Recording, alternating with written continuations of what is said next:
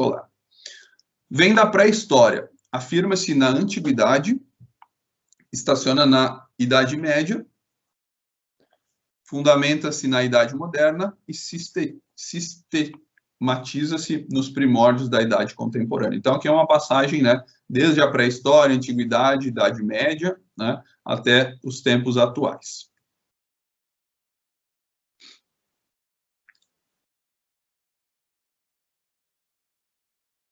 Assim vai ser mais fácil.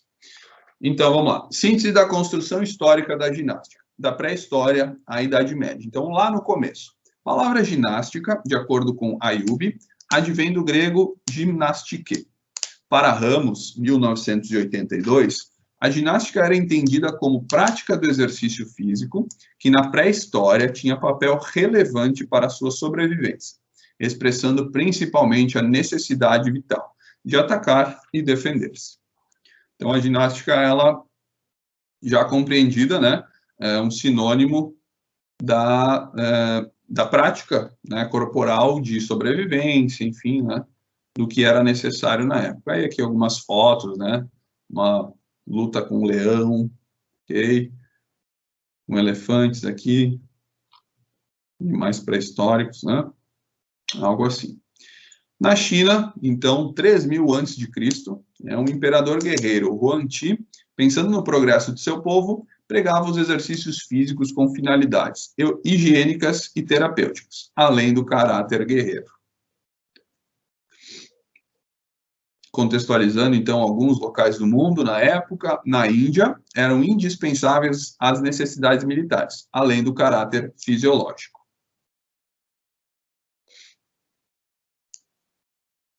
No Japão, a educação física era quase sempre ligada aos fundamentos médico-higiênicos, fisiológicos, morais, religiosos e guerreiros. Então, todas elas muito a ver com a guerra, né?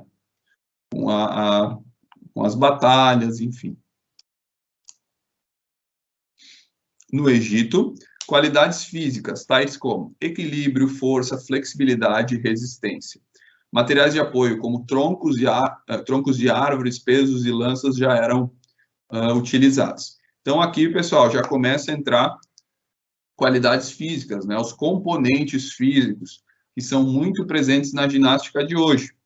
Equilíbrio, que a gente já citou antes, que a prof colocou, trabalho de força, flexibilidade e de resistência, ok? Que são qualidades físicas, né, que são componentes físicos, basicamente, dos esportes, e esportes de performance, inclusive.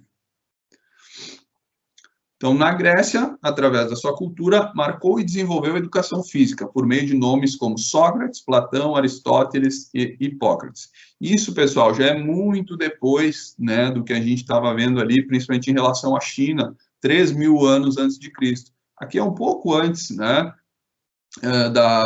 da idade de Cristo. Então, isso já é muito depois, tá? E aqui já reflete um pouco do que é a educação física de hoje, tá? Porque aqui, com esses pensadores, Sócrates, Platão, Aristóteles e Hipócrates, começa a vir já uma ideia mais pedagógica, né? O como, o reflexivo. Então, é quando tem uma certa evolução nesse sentido, pelo menos dos registros, né? Quando já a ginástica ela não tem uma função primária, okay? Ou se não primária, uma função exclusiva, né, para guerreiros, nesse sentido da batalha, ok? Os gregos valorizavam não só a ginástica pedagógica, mas também a popular e a militar. Então, aqui, né, já cita que a ginástica pedagógica, ela tem a sua valorização, mas ainda a ginástica popular e militar. Até porque nessa época, um pouco depois desses pensadores, né, teve o domínio de Roma sobre a Grécia, que a gente até vai ver depois aqui no material mesmo. Então, mesmo nessa época, né, as guerras, as batalhas eram sempre muito fortes, muito presentes, né? E na história do mundo isso é comum, tá? Então, aqui, uma preparação guerreira na Grécia, ok? E aqui um contexto um pouquinho sobre Platão e Aristóteles, né? Sobre a ginástica. Então, no plano educacional, né? deles como era a ginástica. Plano educacional. Jovens praticariam a ginástica entre 7 e 16 anos. E aqui eles tinham eram dois esquemas, né? Como se fosse um ensino fundamental e um ensino médio, como se fosse anos iniciais e anos finais, né? Era trabalhado nessa época. Dos 7 aos 12, um plano, e dos 12 aos 16, outro plano. Então, aqui já começa a ter as primeiras... A educação de hoje em dia, ela é um reflexo um pouco também dessa época, quando começou a se trabalhar ali planos educacionais de diferentes idades, né? Então, entre 17 e 20 anos, tinha um treinamento para exercícios militares. Aí sim, já se pensava na criança, como aprendizado, né? E logo depois, no adolescente, no jovem adulto, como um guerreiro, já se preparando para o exercício militar. Formação do corpo antes do espírito, tá? Então, começa o período da razão, e o ginástica era um teórico, e o pedotribia um prático. Ok? Há pouco mais de 15 séculos, no ano 393, aqui, pessoal, eu não vou ler todo esse parágrafo, tá? Ele fala um pouquinho sobre o final dos Jogos Olímpicos antigos, né? Então, os Jogos Olímpicos modernos é o que vem em 1896, que a gente vai ver agora, tá? Os antigos, então, eles vêm de 776 a.C. e vão até 393 depois de Cristo, né? Segundo os registros, né? Então, esses Jogos Olímpicos antigos. Terminam aqui esses Jogos Olímpicos antigos, né, no ano 393, e vão voltar só em 1896, que é o que a gente conhece até hoje. Então, aqui, ó, o renascimento da festa dos esportes. Os gregos e seus convidados participam da cerimônia de abertura, entre os dias 6 e 15 de abril de 1896. Então, aqui uma arena lá na Grécia, né? A emocionante prova dos 100 metros rasos, disputa pacífica entre nações, também já nos Jogos Olímpicos modernos, em 1896. Em Atenas, participaram das provas 295 atletas de 13 países, contando um pouquinho aqui da história, né, do que se sabe de exercício físico, de ginástica, ao longo do tempo ligado aos Jogos Olímpicos. Então, atualmente, as competições oficiais envolvem 6 provas masculinas e 4 femininas. Provas olímpicas da ginástica, e aí sim a ginástica específica competitiva, tá? Provas masculinas, de solo, cavalo com alças, argola, salto, paralelas simétricas e barra. Provas femininas, solo, salto, trave de equilíbrio e paralelas assimétricas. Ok? A ginástica olímpica, a modalidade esportiva mais antiga e popular do programa olímpico, se distingue pela grande variedade de movimentos dinâmicos ou estáticos, de difícil coordenação, executados em condições especiais, nos aparelhos, onde o nível dos ginastas é avaliado por um grupo de juízes, conforme os critérios de dificuldade do programa, a composição e a qualidade da execução. Então, quem já viu, né, Jogos Olímpicos, vocês que são da área da educação física provavelmente gostam de esporte, já devem ter visto como é a ginástica nos Jogos Olímpicos, ou se alguém de vocês talvez tenha praticado, né, quando mais jovem. Se a gente for pensar, né, é uma modalidade que exige muito das capacidades físicas, né, principalmente de força, né, força estática, tá, força isométrica, tá, então a questão das articulações precisa ser muito forte, precisa ter um equilíbrio corporal de muita qualidade, né? Normalmente pessoas de menor estatura se dão bem na ginástica, até pelo controle corporal, né? Das extremidades serem mais próximas das articulações, okay? Então tem essa característica também, e sem dúvida, né, qualidades físicas na ginástica são indispensáveis. Nós estamos na página 25, a gente vai pular um pouquinho, vamos para a página 33, aqui tem mais imagens, mais alguns contextos históricos, né? E a gente vai lá para a página 33. Aqui, ó, ginástica olímpica antigamente. Um outro exemplo é parecido com o que é hoje, né? Só hoje, então, aparelhos mais modernos, alguns padrões mais definidos, né? Até pela questão de julgamento das qualidades. Então, essa aqui é a ginástica artística, né? Ginástica rítmica aqui, não é artística, é a ginástica rítmica. As argolas. Enfim, que conta mais um pouquinho, né, sobre o que eu falei do Império Romano que conquista a Grécia. A gente pode pular um pouquinho. Vamos para a página 33. Legal. Então, síntese da construção histórica da ginástica, do Renascimento até atualmente. Renascimento, Renascença ou Renascentismo são os termos usados para identificar o período da história da Europa, que foi um importante movimento de ordem artística, cultural e científica, que se deflagrou na passagem da Idade Média para a moderna.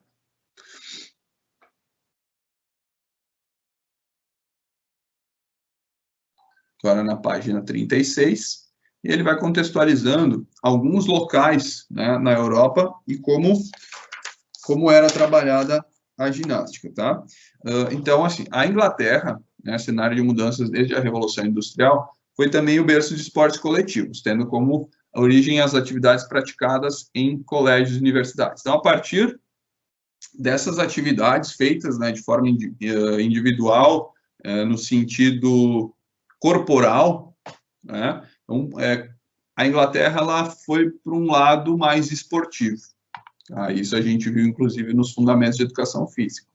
Então, aqui, exemplos, né, do que partiu da ginástica e foi para o esporte.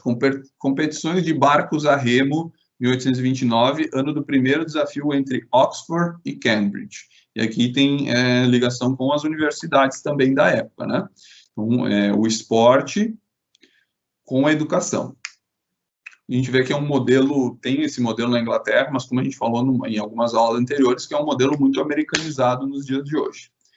Futebol ganhou o regulamento unificado, as regras de Cambridge, e 20 anos depois passou a ter o controle de uma associação nacional. Também partindo de um local, né, de uma universidade, né, um local de pesquisa, de conhecimento, enfim, né, para gerar o esporte. Boxe adotou em 1867 normas propostas pelo Marquês de Queensberry. Em 1880, os ingleses fundaram uma associação atlética amadora. Ok?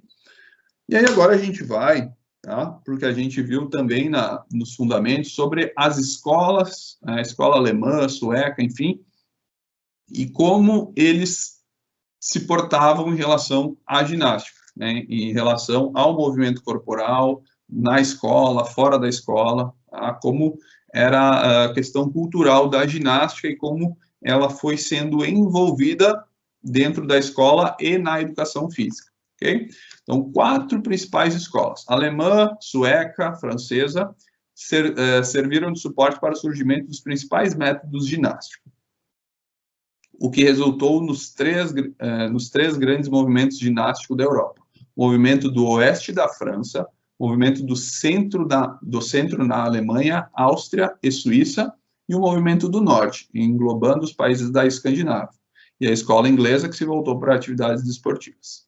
A escola alemã era de caráter extremamente nacionalista, e aqui reflete um pouquinho, né, isso nós estamos falando de final do século XVIII, né, então isso quase 200 anos antes do nazismo, por exemplo, né, de quando explodiu a Segunda Guerra Mundial. Mas se a gente for pensar, né, esse tipo de caráter extremamente nacionalista, então ele já traz uma certa cultura, né, que lá na frente se torna, vem a ser uma guerra, né? Então também tem esse caráter que você vê que a ginástica, né, a forma com que é mostrada, ela reflete a sociedade, de uma forma geral, ok? E a gente pode observar em cada um dos países o reflexo também da sociedade daquele local. E se a gente for pensar aqui no Brasil, não é diferente ao longo do tempo.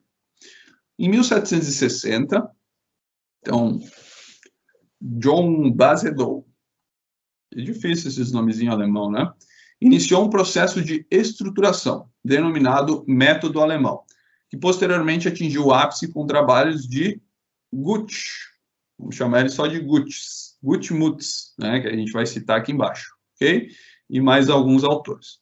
Então, esse rapazinho aqui de nome estranho foi considerado o pai da ginástica pedagógica, ok? Então, mesmo, né, que tem esse movimento nacionalista de valorização, tá, nacional, de valorização da pátria, tinha uma pegada bem pedagógica nesse método alemão da época. Em um manual de ginástica, então, escrito por ele, ele reconhece a importância da fisiologia como base para a elaboração do que chama de verdadeira teoria da ginástica. Então, começa a entrar aspectos fisiológicos também nesse trabalho, né? E aí, como a gente sabe, fisiologia, aspectos físicos, né? Então, ele trouxe um manual de jogos, ok?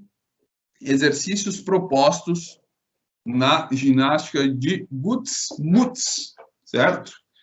Exercícios ginásticos: saltar, correr, arremessar, lutar, escalar, equilibrar, levantar e carregar, exercícios para as costas, pular corda, até hoje, e arco, banhar-se, nadar, exercícios de enrijecimento, leitura e declamação, exercícios dos sentidos. Se a gente for ver aqui nos exercícios ginásticos, muitos deles, né, acabam de alguma forma se tornando esporte ao longo do tempo. Então, o que foi organizado como ginástica há 240, 250 anos atrás, quando esse rapazinho organizou, hoje a gente vê muitas dessas coisas, né? E principalmente no final do século XIX, início do século XX, a criação ali, que os ingleses começaram a criar muitos esportes e foi evoluindo, né? Muitos desses componentes físicos, eles estão presentes como esporte, né? No caso a luta, que é a principal movimento, e outros, né, que fazem parte dos esportes. Então, a ginástica totalmente ligada ao esporte, a essa evolução, ok? Trabalhos manuais, né, então, trabalhos do dia a dia também eram parte desses elementos: carpintaria, torneiro, jardinagem, encadernação. E jogos de movimentos sentados ou de descanso, tá? Obviamente aqui entram jogos, né, mais cognitivos. E aí aqui tem algumas coisas. A ginástica de roda alemã, então veja como as coisas muito padronizadas, né? E aí você vê um aspecto bem militarizado, tá? À época, então, as mulheres de regata e bermuda não era algo que era tão normal, né, nos aspectos de todo mundo, ok? Mas aqui é um espaço que as mulheres já desenvolviam, pelo menos os registros, né, já desenvolviam a ginástica à época de uma forma mais libertária, né? Mas de uma certa forma a gente vê uma padronização muito grande, né? Padronização da roupa, da meia, do calçado, enfim, padronização do movimento. Então, vocês acham que tem amplitude de movimento quando você tem um aparelho que você só pode fazer uma coisa, rodar, seja ele rodar para frente, para trás, enfim, ele tem um certo limite, né? E aí, quando é muito padronizado nesse sentido, vai ter limitação. À época, era algo interessante, algo moderno, né?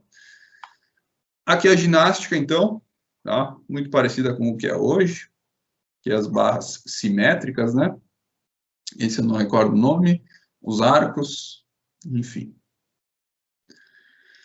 Escola sueca, então, pessoal, foi idealizada por esse rapaz aqui, Link, e possuía um caráter pedagógico, e possuía um caráter não somente militar, mas pedagógico e social. Então, caráteres pedagógico e social, ok? Também na mesma época, né? Então, nessa época, no final do século XVIII, início do século XIX, conceitos, né? Então, muitos conceitos sendo criados em diversos locais do mundo, Né? Isso pode ter existido antes? Evidente que pode, né? Mas as épocas, elas mostram o que foi registrado. Então, essa é uma época de muitos registros em relação à ginástica e uma padronização, uma organização. Uma sessão de... então, na escola sueca, né, uma sessão de exercícios livres era composta da seguinte forma.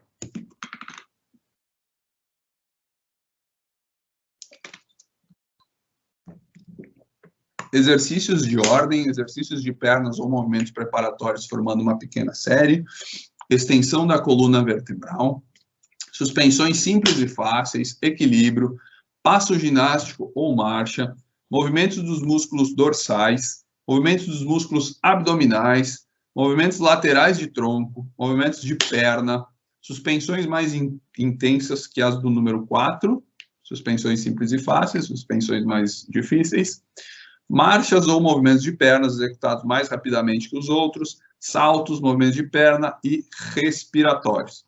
Então, aqui a gente tem vários tópicos aqui, né, que entram nos movimentos até hoje. Alguns, né, que a gente pode levar para o lado do fitness, como movimentos de perna, de músculos dorsais, abdominais. Na corrida, então, tem aqui as marchas, né, os movimentos de perna. O que mais que a gente pode citar? A extensão da coluna vertebral, se a gente for pensar na saúde do corpo, né, fortalecimento do core, hoje em dia, pilates, por exemplo. Então, vejam que tudo isso, né, tem um início e depois foi se criando modalidades. Tá? Mas aqui, então, é uma organização das possibilidades do corpo. E a ginástica, ela tem muito a ver com isso que eu falei, né? Possibilidades do corpo tem tudo a ver com a ginástica, tudo mais que eu falei anteriormente. E 2 exemplos, né? Que é com material, sem material, ok? Extensão total do corpo. Que é exercícios com corda, né? Subida de corda, um trabalho muito forte da ginástica, muito difícil fazer isso. Se alguém aqui já fez crossfit ou faz, né? É muito presente esse trabalho de corda.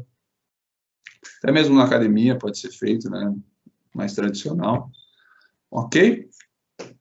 E seguindo os métodos Ling, então, da escola sueca, vem a escola dinamarquesa, que aí fala lá atrás, né? Do norte, ok? Difundiu a ginástica na escola e a prática pela população. Para os dinamarqueses, o instrutor de ginástica não deveria somente sistematizar os exercícios, e sim conduzir um trabalho de forma que o aluno fosse consciente do objetivo da atividade. Então, aqui já vem a sistematização de uma aula, né? Então, você não pode apenas dar as opções, né? Você tem que organizar as opções. E isso tem muito a ver com algo que eu separei para a próxima aula a gente conversar, mas que eu gosto muito disso. Eu estava começando a faculdade e ouvi uma vez um professor numa reunião falar a palavra. E eu nunca me esqueci, e toda vez que eu vou pensar numa aula, eu penso nisso. E vale para vocês muito. A palavra sequência pedagógica, tá? Principalmente com os grupos que a gente trabalha, tá? E aí, muitas vezes, também, quem for trabalhar com adulto, precisa disso. O que é sequência pedagógica? Simples, começar do mais fácil e ir para o mais difícil. Sistematização é isso, né? Começar do mais simples e ir para o mais complexo. Então, aqui já começam alguns registros também que começou a ser organizado. Né?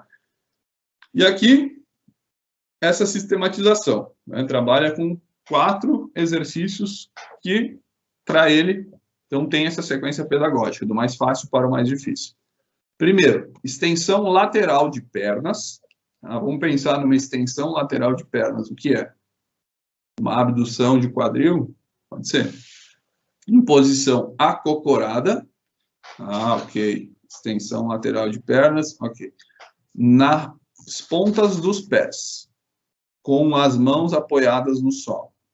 Ok. Segundo, separação e extensão das pernas. Então, separa e estende.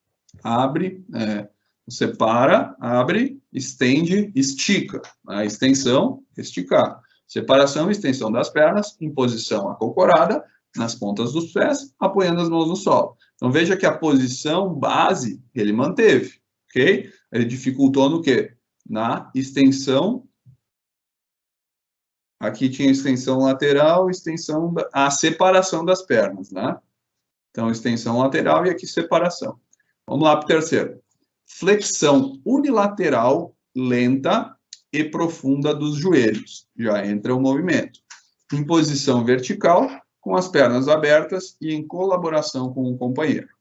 Já entra a socialização, que é um dos tópicos, né, importantes aqui da escola dinamarquesa.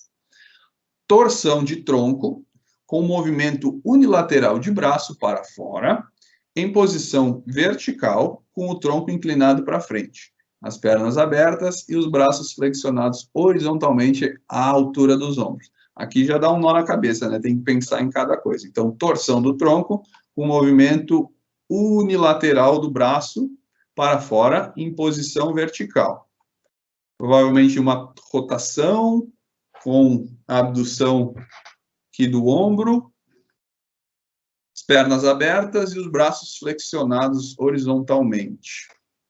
Difícil interpretar, né? Mas se a gente pegar aqui, dá para fazer. Talvez tenha umas 2 ou 3 interpretações, mas dá para fazer, né? Então, vamos lá. Também inspirada na ginástica sueca de Ling, temos a calistenia, que é uma série de exercícios ginásticos localizados, com fins corretivos, fisiológicos e pedagógicos, e pode integrar perfeitamente qualquer sistema ginástico. Objetivando melhorar a forma física da população, foi introduzida nas escolas americanas em 1860. Os exercícios calistênicos foram divididos em 8 grupos. Aí aqui é importante a gente entender esses exercícios calistênicos, né? Eles têm muito a ver com a história da ginástica, né? Então aqui é como se é uma evolução de vários métodos antigos, e isso aqui, se a gente for pensar, a ginástica vem até hoje. Claro que hoje em dia é muito mais dinâmica, né? Mais recreativa, mais pedagógica, mais didática, ok?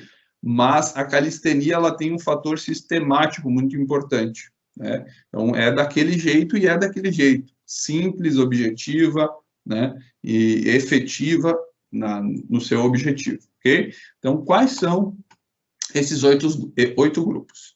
De braços e pernas, para a região póstero-superior do tronco, parte superior da espádua. Para a região póstero-inferior do tronco, parte inferior da espádua. Para a região lateral do tronco, laterais, de equilíbrio, gerais de ombros e espáduas, ou gerais de espáduas e ombros, saltos e corridas ou sufocantes. Ok? Então, aqui um conceito geral, né? A gente não vai entrar tanto no assunto, mas um conceito geral da calistenia, que é algo que ao longo do tempo, então, foi desenvolvido. Que é a ginástica dinamarquesa, né? Então, tem já o aspecto social que ela fala, bem padronizado. Vejam a roupa, né? A professora, instrutora, enfim, o que fosse na época, ao fundo, ok? Extensão aqui total, né? De tronco, ok? Uma certa flexão, lombar. O que mais? Flexão plantar, leve, enfim, alguns tópicos aí. Então, aqui já moderno, uma apresentação de ginástica dinamarquesa, ginástica em grupo, né?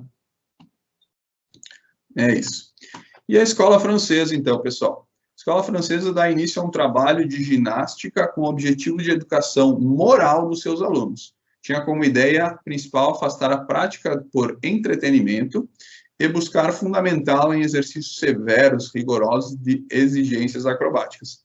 E aqui a gente faz um paralelo com a ginástica brasileira, né, da época que a gente viu, higienista e militarista, certo? Então, o método francês, né, a escola francesa, ela tem uma grande contribuição, né, um grande envolvimento com a ginástica que começou a ser desenvolvida aqui no Brasil há 100 e poucos anos atrás, né? Ao longo do tempo foi mudando, né? Especialmente nos últimos 60 anos. Mas, então, mostra um pouquinho aqui da história que tem essa ligação com o método francês, com a escola francesa, ok? Então, o método francês, para alcançar os seus objetivos, preconiza 7 formas de trabalho.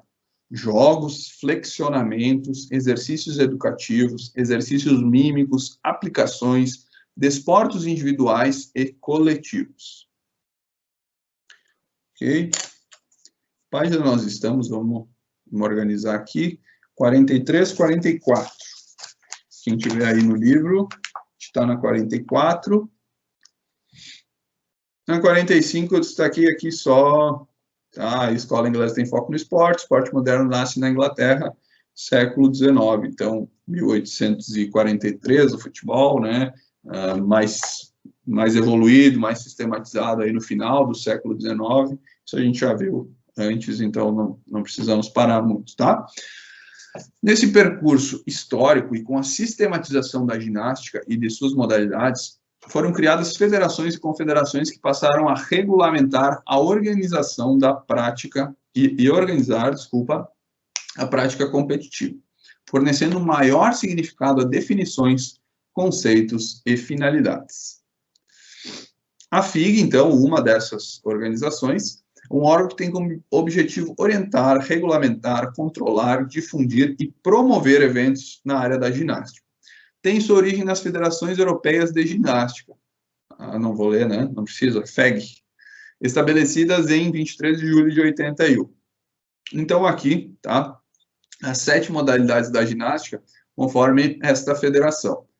Ginástica artística feminina, masculina, ginástica rítmica, ginástica aeróbica esportiva, ginástica acrobática, trampolim e a ginástica para todos, ok? Essas aqui, né, ginásticas que têm um âmbito social, de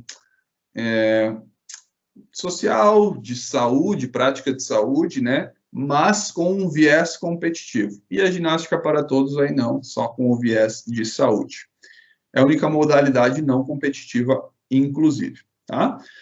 Um resumo aqui, tá, de cada momento histórico, antes da gente citar o Brasil. Pessoal, eu ia parar aqui umas 8h15, eu vou tocar direto mais uns 10 minutinhos, depois a gente faz uma parada, e no segundo momento da aula a gente vai fazer, vou colocar alguns exercícios aí para vocês exercitarem a criatividade de vocês, tá? Então, eu vou tocar direto agora, e a gente para daqui a pouquinho. Então, pré-história, característica utilitária, né? Então, o que era mais efetivo para a época, antiguidade, Grécia e Roma, práticas corporais, educação corporal, estética e características guerreiras. Na Idade Média, preparação basicamente militar. Idade Moderna, então, Idade Moderna é o que a gente estava vendo, né? Que é a época das escolas, dos métodos, né, que a gente estava vendo agora, preocupação com a educação, exercícios ao ar livre, e a idade contemporânea, primeiras sistematizações dos exercícios físicos, ginástica, o que a gente já vê aí há 100 e poucos anos, que é considerado idade contemporânea, ok? Então, vamos partir agora para ginástica escolar, né, com um viés mais voltado para o Brasil. Então, o Colégio Pedro II, fundado em 1837, com o objetivo de oferecer uma formação diferenciada à elite carioca do século XIX, introduz no ensino público fluminense as práticas da ginástica. Então, veja que esse tipo de atividade, né, esse tipo de exercício, não era para todos, né, era para quem tinha acesso à educação, né, para as elites, de uma forma geral. A partir daí, então, a gente está falando de 1837, em 1851, a Lei de 630 inclui a ginástica nos currículos escolares. Um pequeno avanço, né, 15, 20 anos depois. Historicamente, a ginástica aparece nos currículos escolares brasileiros marcados por princípios eugênicos, higiênicos e morais, ditados pelas regras dos militares e da classe média. Basicamente, o que a gente viu no período higienista e militar. Pelo modo de se fazer educação física nas escolas e através dele, é que se buscava moldar o homem desejado pela e para a sociedade naquele período. Aí aqui fala um pouquinho, né, sobre o que eu comentei, teve influência do sistema francês, que tinha como pressuposto o lado físico, para uma formação ética, social e higiênica. Página 49. vamos pular um pouquinho agora. Então, aqui tem uma aula de educação física no Rio de Janeiro, 1930, 90 anos atrás. Né? Então, bem sistematizada, ok? Padronização de uniforme, vejam. São características, né, que levam a escola até hoje, apesar de hoje ter uma liberdade muito maior, de uma forma geral, tanto no exercício quanto em outras situações, a gente vê o reflexo desse tempo, né? Que também outra, uma aula de educação física em 1930, ginástica padronizada, né, movimento simples, tá? Correção de movimento, de certa forma tecnicista, porque você precisava executar da forma correta, ok? Que também é 1930, Porto Alegre. Dá para notar algumas características, né? Uniforme, alinhamento, né? Os brancos com o privilégio de ter acesso a isso, os detalhes que a gente pode observar ao longo do tempo. A partir dos anos 1980, a ginástica adotou um caráter mais pedagógico, passando a ter outros objetivos enquanto disciplina. Então, na década de 80, surgiram novas abordagens pedagógicas para o ensino da ginástica, com o intuito de quebrar a hegemonia da concepção esportivista e tecnicista, que é algo que a gente vê lá do início do período militar, né? Com o esporte tomando espaço na educação física escolar, uma forma de buscar a performance, né? E aí também aquela propaganda para o governo, todo esse lado político também, com um olhar que ultrapassasse a competitividade de outras modalidades esportivas e principalmente das ginásticas competitivas. Então, a ginástica, no momento que ela começou a se tornar muito competitiva dentro da escola, e isso a gente conversou sobre a formação do profissional, do professor de educação física, né, à época, não o profissional, o professor de educação física que foi para a universidade nos anos 80, né, início dos anos 90. Então, o professor, ele não aprendia a ser professor, o professor, ele aprendia a ser atleta, e a partir daí tirar suas próprias conclusões para ser um professor.